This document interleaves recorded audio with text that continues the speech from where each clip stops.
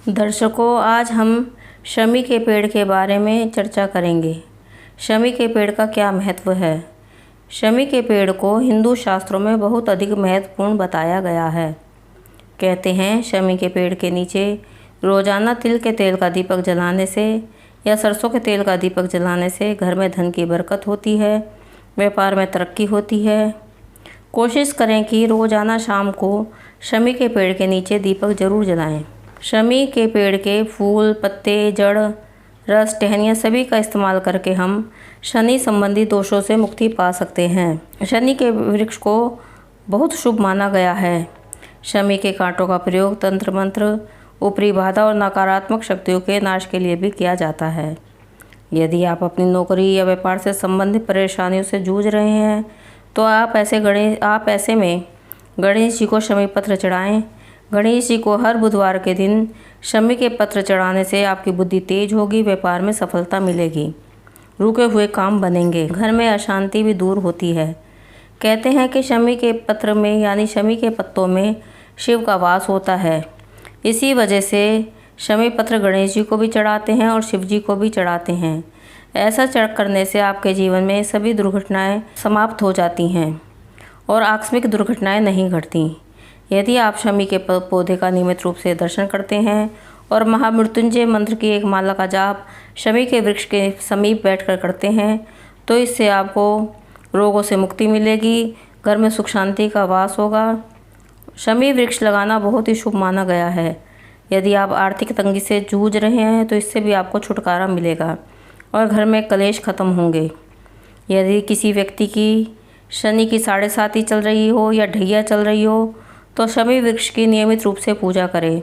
इससे शनिदेव प्रसन्न होते हैं और अनुकूल फल देने लगते हैं। यदि आपको यह महसूस होता है कि आपको कोई ऊपरी बाधा है तो आप विजयादशमी के दिन शमी वृक्ष की पूजा करें। इससे घर में तंत्र मंत्र का असर खत्म हो जाता है। कहते हैं भगवान श्री राम ने लंका पर आक्रमण करने से पहले शमी वृक्ष के सामने अपनी विजय के लिए प्रार्थना की थी और बाद में लंका पर विजय पाने के बाद उन्होंने शमी वृक्ष का पूजन भी किया था। जब भी आप शमी के पत्तों को तोड़ें तो उससे पहले शमी वृक्ष के आगे हाथ जोड़कर पूजन करें।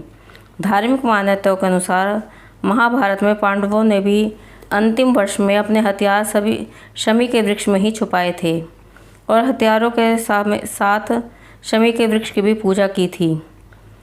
प्रदोष काल में शमी वृक्ष के नीचे समीप जाकर हाथ जोड़कर प्रार्थना करें, शुद्ध जल चढ़ाएं और शमी के वृक्ष के नीचे यानी शमी वृक्ष के सम्मुख दीपक जलाएं। दीपक सरसों के तेल का या तिल के तेल का कोई भी आप जला सकते हैं। आप धूप दीप से आरती करें और अपनी मनोकामनाओं के लिए हाथ जोड़कर प्रार्थना करें।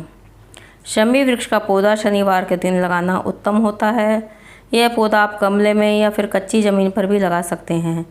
मुख्य द्वार के पास भी लगा सकते हैं, लेकिन घर के अंदर शमी का पौधा नहीं लगाना चाहिए। शमी का पेड़ यदि आप अपने घर से बाहर निकलते हैं तो जब आप घर से बाहर निकलें तो आपके दाएं हाथ की तरफ होना चाहिए और जब आप घर के अंदर जाते हैं तो आपके बाएं हाथ की तरफ होना चाहिए। आप शमी का पौधा छत पर भी लगा सकते हैं। इसे दक्षिण दिशा में रखें। पूर्व दिशा या ईशान कोण में भी रख सकते हैं। ध्यान रखें कि शमी के पौधे के आसपास साफ़ सफाई ज़रूरी हो, गंदगी बिल्कुल भी ना हो, कोई भी नाली ना हो, नहीं तो नाली का गंदा पानी आ सकता है। शमी के वृक्ष के पास बिल्कुल साफ़ सफाई होनी चाहिए, कोई भी कूड़ा करकट नहीं होना चाहिए। इस बात का आप अवश्य ही ध्यान रखें। यदि आप शमी के वृक्ष पर जल चढ़ाते हैं तो आपके घर में कभी भी धन की कमी नहीं होगी। शनिवार के दिन सुबह जल्दी उठकर प्रातः स्नान करें और गमले में शमी का वृक्ष लगाएं और रोज़ाना पौधे में नियमित रूप से पानी दें और शमी के पेड़ की पूजा करें। यह सब आप करते हैं तो आपकी आर्थिक तंगी दूर होने लगेगी, धन की बरकत होने लगेगी। शमी के वृक्ष से वास्तु दोष भी दूर होता है। शमी के पत्ते शिव जी और गणेश जी पर चढ़ाने से बहुत लाभ मिलता है।